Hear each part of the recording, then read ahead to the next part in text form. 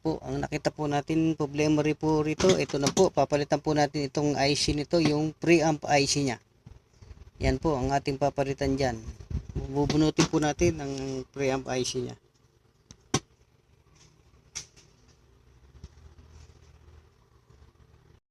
Yan po, atin na pong tanggalin ang kanyang preamp IC at atin pong papalitan.